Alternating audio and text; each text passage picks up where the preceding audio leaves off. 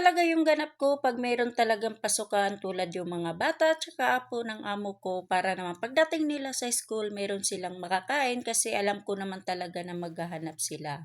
Ayan nga pala yung aking gagawin ay magawa nga lang pala ako ng bechamel. Ito talaga yung madalas kong hinahanda 'pag pasukan yung mga bata.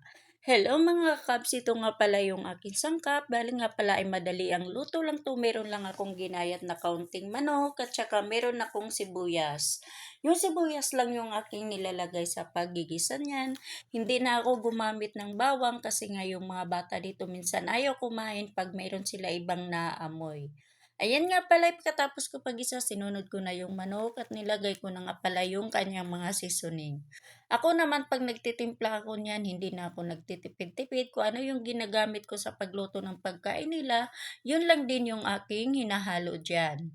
Ayan nga pala sa aking pagluluto niyan, bale nga pala ay lulutuin ko lang siya sa mahinang apoy para maganda naman.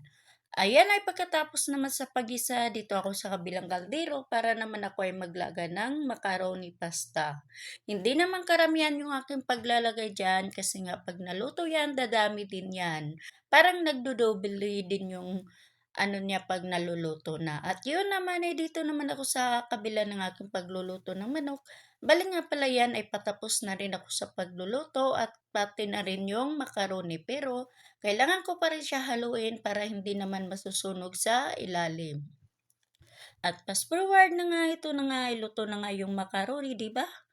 Katamaran na lang talaga magtanggal ng tubig, oh. May kasama pang tubig sa paglalagay ng Pyrex. Ayan, oh, ng layer lang yung macaroni at saka isusunod ko naman yung manok.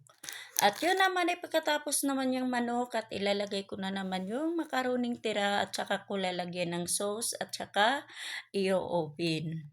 Ayan nga pala yung aking pagluluto diyan. Ito lang talaga yung pinakamadali kong lulutuin 'pag mayroon mga bata dito kasi nga kawawa talaga. Alam nyo dito ang mga bata lalo na 'pag walang mga katulong, kawawa talaga kasi hindi sila halos inaasikaso ng mga magulang nila.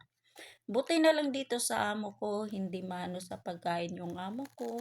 Basta kain ka lang ng kain, wag mo lang sabihin na magtatapon, pero ayaw din nila yung mga tira-tira sa gabi na kinakain mo kinabukasan. Pero ako, kumakain ako ng mga tira na nakikita ko naman sa ref. Pero minsan, inaano nila na pag maabot na ng ilang araw, wag nang kainin kasi pero yung mga mabibili sa labas, pero pag mga luto namin, hindi na yan namin inaano na bawal kainin. Pero katulad ng mga binibili sa labas, yun halos ayaw nila ipakain 'pag naabutan ng kinabukasan.